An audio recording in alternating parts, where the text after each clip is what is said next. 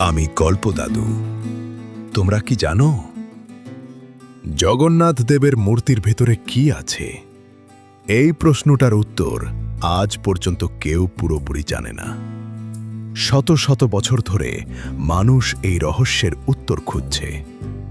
কেউ বলে সেখানে আছে শ্রীকৃষ্ণের হৃদয়, কেউ বলে কোনো অলৌকিক শক্তি, আবার কেউ বলে এটা শুধু বিশ্বাস।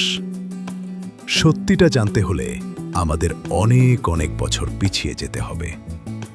অনেক কাল আগে মালব দেশের রাজা ছিলেন ইন্দ্রদ্যুম্ন।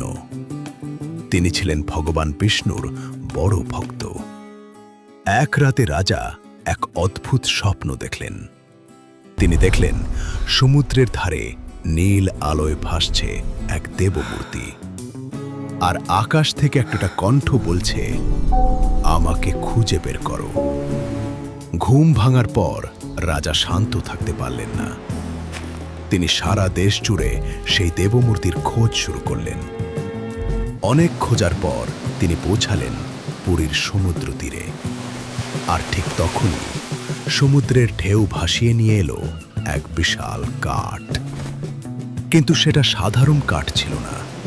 কাঠটা থেকে অদ্ভুত সুগন্ধ বের হচ্ছিল, আর সেটার চারপাশে যেন এক অদ্ভুত শান্তি ছড়িয়েছিল। লোকেরা বলল এটা দারু ব্রহ্ম, অর্থাৎ ভগবানের শক্তিতে পূর্ণ পবিত্র কাঠ। দাদু, কাঠটা কোথা থেকে এসেছিল? সেটাই তো রহস্য। কেউ বলে শ্রীকৃষ্ণ দেহত্যাগ করার পর অর্জুন তার শেষকৃত্য সম্পন্ন করেছিলেন, কিন্তু ভগবানের দেহের এক পবিত্র অংশ আগুনেও নষ্ট হয়নি। তখন অর্জুন সেই অলৌকিক অংশ সমুদ্রে ভাসিয়ে দেন, আর বহু বছর পরে সেই শক্তি দারু ব্রহ্মরূপে পুরীর সমুদ্র তীরে ভেসে আসে। আবার কেউ বলেন স্বয়ং বিষ্ণুই এই কাঠ পৃথিবীতে পাঠিয়েছিলেন। রাজা তখন সিদ্ধান্ত নিলেন এই কাঠ দিয়েই ভগবানের মূর্তি তৈরি হবে। কিন্তু সমস্যা হলো কেউ সেই কাঠ কাটতে পারছিল না। রাজ্যের সেরা কারিগররা এলেন, কিন্তু কারো যন্ত্র সেই কাঠে কাজ করল না। ঠিক তখনই এক বৃদ্ধ কারিগর রাজদরবারে এসে হাজির হলেন। তিনি বললেন, আমি মূর্তি তৈরি করতে পারি, কিন্তু একটা শর্ত আছে। রাজা বললেন, কি শর্ত? বৃদ্ধ বললেন, আমি একা ঘরের ভিতরে কাজ করব। 21 দিন পর্যন্ত কেউ দরজা খুলবে না। রাজা রাজি হয়ে গেলেন। তারপর বৃদ্ধ একটি ঘরে ঢুকে দরজা বন্ধ করলেন। দিন যেতে লাগলো। ভেতর থেকে কাঠ কাটার শব্দ শোনা যেত, কিন্তু কয়েকদিন পর হঠাৎ সব শব্দ বন্ধ হয়ে গেল। রানী ভয় পেয়ে গেলেন। তিনি বললেন, হয়তো বৃদ্ধের কিছু হয়েছে। রাজাও চিন্তায় পড়লেন। শেষে তারা 21 দিন পূর্ণ হওয়ার আগেই দরজা খুলে দিলেন। দরজা খুলতেই সবাই অবাক হয়ে গেল। ঘরের ভেতরে কেউ নেই, কিন্তু সেখানে দাঁড়িয়ে আছে 3টি দেবমূর্তি, জগন্নাথ, বলরাম আর সুভদ্রা। তবে মূর্তিগুলো পুরোপুরি সম্পূর্ণ ছিল না।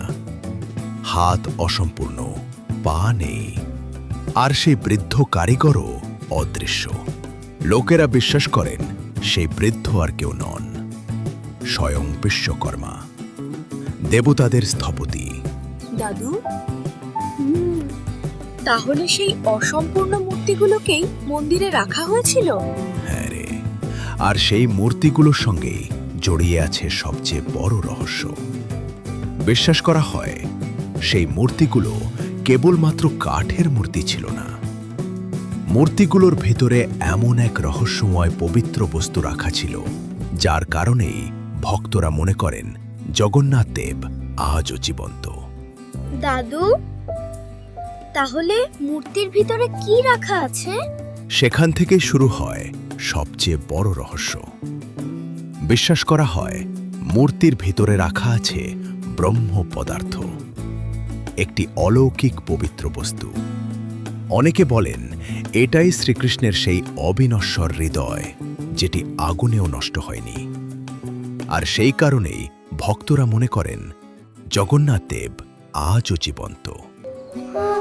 দাদু, কেউ কি কখনো সেটা দেখেছে? না রে, আজ পর্যন্ত কেউ সেটা দেখেনি।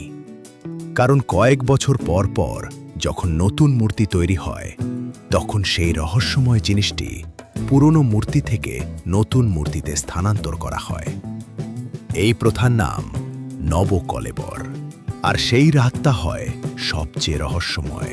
প্রথমে বিশেষ নিয়ম মেনে নতুন নিম গাছ খোঁজা হয়, কিন্তু যে কোনো গাছ নয়, সেই গাছে থাকতে হয় বিশেষ চিহ্ন। কোথাও শঙ্খের দাগ, কোথাও চক্রের চিহ্ন। পুরোহিতরা স্বপ্নাদেশ মেনে সেই গাছ খুঁজে বের করেন। তারপর সেই কাঠ পুরীর মন্দিরে আনা হয়, আর বন্ধ দরজার আড়ালে নতুন মূর্তি তৈরি করা হয়। সবচেয়ে গোপন কাজটি হয় গভীর রাতে। পুরো পুরী শহরের আলো নিভিয়ে দেওয়া হয়। মন্দিরের দরজা বন্ধ থাকে। শুধু কয়েকজন নির্দিষ্ট পুরোহিত ভিতরে যেতে পারেন। তাদের চোখ বাঁধা থাকে। হাতেও কাপড় জড়ানো হয়, কারণ বিশ্বাস করা হয় ব্রহ্ম পদার্থকে খালি চোখে দেখা যায় না। তারপর অন্ধকার ঘরের ভিতরে পুরনো মূর্তি থেকে সেই রহস্যময় জিনিস নতুন মূর্তির ভিতরে স্থাপন করা হয়।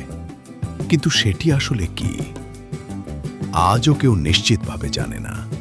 দাদু, তাহলে সত্যিটা কি? কিছু রহস্যের উত্তর মানুষ কখনো পুরোপুরি জানতে পারে না রে। কিছু রহস্য শুধু বিশ্বাসে বেঁচে থাকে। হয়তো সত্যি সেখানে শ্রীকৃষ্ণের হৃদয় আছে, আর হয়তো সেই বিশ্বাসী লক্ষ লক্ষ মানুষকে আজও পুরীর জগন্নাথ দেবের কাছে টেনে নিয়ে যায়।